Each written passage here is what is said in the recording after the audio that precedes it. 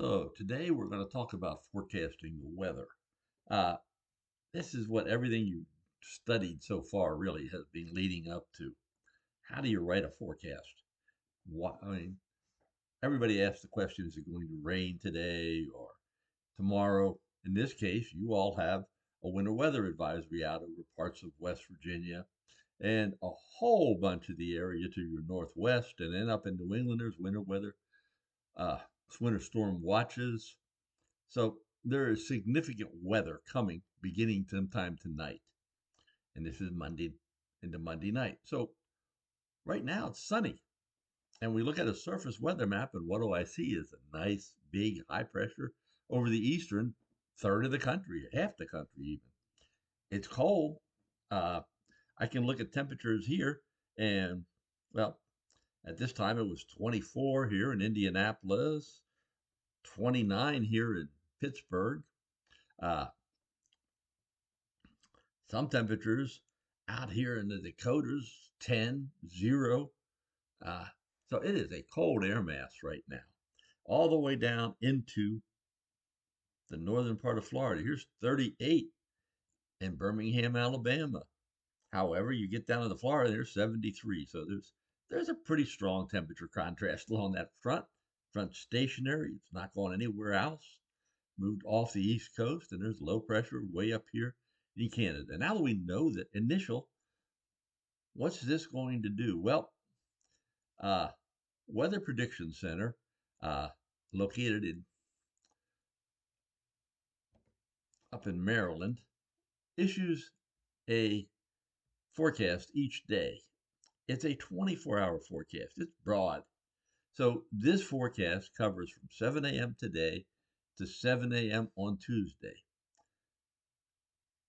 So what it shows is a series of weak lows moving along to the south, and to the north of that is a large area of snow, and then mixed precipitation and some freezing rain possible even in this area.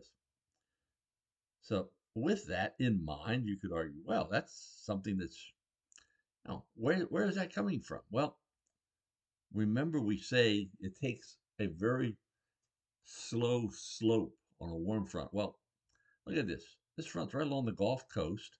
So somehow the air is being lifted up over this front, producing a tremendously large area of precipitation. Now, if I go 24 hours out, now we have significant low pressure developing here right along the east coast of the United States.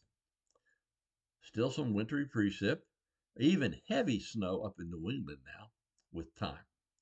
And if I looked at a couple of the messages these people are pointing out here, they're talking about some potential for icing in the valleys here on the east side of the mountain. So we're saying that the cold air stays there.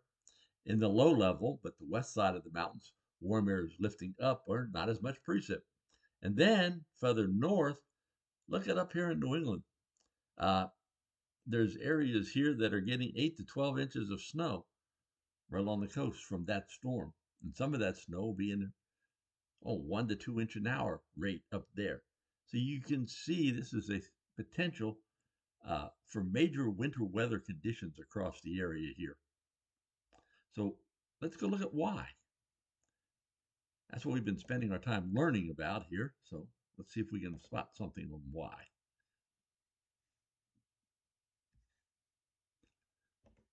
So we're going to start with simple enough, looking at a satellite image. All right, there's an awful lot of clouds on the west side of that high pressure. Here, looks like moisture is being pulled in across the eastern part of Texas, Louisiana, up through Arkansas, Missouri, and further north. And with all of that coming across here, well, let's take a look at some other satellite images as well. This is just looking at a visible. Interestingly, on the visible, I can see snow on the ground right here, just to the north, maybe into the northern part of West Virginia as well. So if I want to switch up, An interesting image today might be water vapor to see, well, what's the upper level pattern looks like. So if I want water vapor, and I want it in the mid-latitude range, about 700 millibars to that range. And I'm seeing something here. There's some kind of a trough coming through in this area. Lower pressure, low contour heights. And I'm seeing moisture that's streaming up out of the Pacific into the southern part of the country. And then there's some other moisture, the northern stretch. So there's almost like there's two separate batches of precipitation. One up to the north and another one coming in out of the Gulf Coast with this. So the real question becomes, how is this going to evolve? Because there is a definite, you can even see higher clouds getting pushed south here. So there must be something going on in this neighborhood that's going to impact our weather in the next day. How's this system out here going to evolve? So with that, now that we've looked at what's happening, let's take a little look at some model guidance. I wanted to show you first a forecast sounding. Yeah, models can do amazing things, but they're just a model. We always remember that. So while we have artificial intelligence beginning to pull various models together, we have statistics that begin to look at things and how the statistics probabilities might work. We have ensemble forecasts where we literally run the model over 100 times with different initial conditions, maybe different physics, because none of us have the ability mathematically to solve the equations yet. So until that happens, and I don't know when that's ever going to occur, uh, we're going to be stuck with doing things somewhat like this. So this is literally a model sounding for tomorrow morning for Roanoke, Virginia. Actually, it's not even tomorrow morning.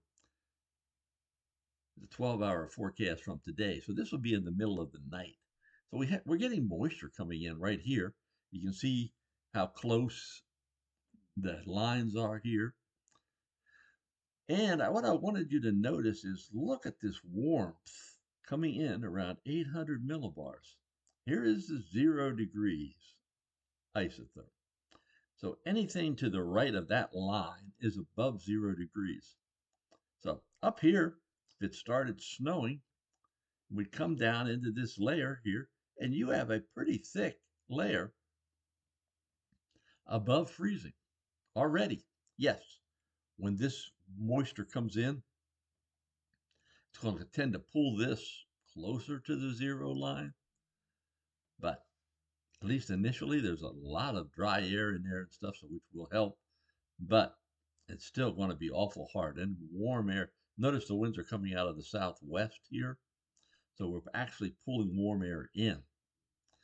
South below that, look at the southerly winds in here. So all of this layer is probably warming up as well. So the only place that's really not getting a whole lot is down at the bottom of the sounding, where temperatures are below freezing. So we may get a brief period of freezing rain here. And if we were to look out in the future,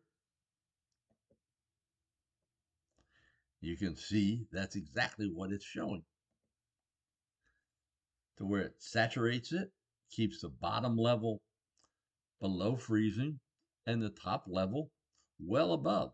So we're getting a period of freezing rain here at Roanoke on the east side of the mountains. Now, if the southwest winds come in aloft, they're pushing in all this warm air. So that's the overrunning, the lift over this cold air mass that's in place.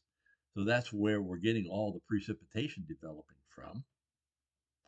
Now let's take a look a little bit closer at some of these model guidance. I wanted to start with a jet stream. We're going to look at the GFS, Global Forecast Systems model. Of all the models, it does the best job looking at a large scale picture. It may not pick up some details sometimes, but it will give you a really good general forecast. I'm not touching ensembles here. So let's go back here a minute and look at 300 millibar winds in height. And we're going to just loop 2 days. I talked about that little system I saw in here. Well, here it is. Notice how the contours come down. Notice there's a jet developing on the east side of that. Pretty strong jet right there, over 150, going to 200 mile an hour knot. Here's another one coming up right in here. There's actually a really good divergence, left front and right rear, right along that stretch. It moved up during tomorrow. So with that, you would expect you have the Gulf Stream out here, so you have a very strong temperature gradient in this area, which was another feature we needed for these lows to develop. You have divergence aloft coming through here. So what you're winding up with is potential, looks like, for a pretty decent sized storm. So if that's right, we would look at here. Start off, everybody's nice and cold. We have the nice high. Here comes the initial precip. So you can actually see the warm air coming up into West Virginia here, precip developing. And here's that low. Really strengthening pretty well here as it's moving up. 992 millibars, 980 84 millibars, and getting pretty strong just off the coast here. Off the coast, northwest side of the low, we said, brings precipitation, snowfall. So most of New England is going to be on the northwest side. I have a lot of warm air where I am, but I'm still going to get good rainfall out of this system. And then when you get up to New York, well, take a look at New York City and Boston. Are they going to be rain or snow? If that low moves a little bit, literally about 50 miles to the west, there's definitely going to be rain. If it moves about 50 miles to the east, there's probably going to be snow. So that is how delicate this forecast is for these. One final thing, we'll just look quickly at an ensemble. Global GFS produces an ensemble. It does what they call a mean and a spread. And I'm just picking the CONUS United States here. And I want to look at where that low is. So we're going to do mean sea level pressure. And I'm going to loop 2 days. So notice this. This is where how much deviation there is between the models. And there's 6 millibar deviation, and it's to the north and west of it. So that means this low actually might track closer to the coast than you think. It's kind of neat to watch how the models display it. This is the average of the models, and the deviation being that significant to the north and west, lesser to the east, so there's probably not as much chance of the model moving further east. There's a better chance it actually will get deeper and move west. All things that would need to be taken into account when we're doing the forecast. So this is just to give you a new example of how we go about all of this, looking at temperatures, looking at how the system's going to evolve, looking at why you were getting some freezing rain in West Virginia, and then you're going to wind up with rain. So all of that is part of what this forecast is about. So hope you get, take away a little bit of this. This is what's dealt with by meteorologists every day to give them an idea of what we're going to tell you.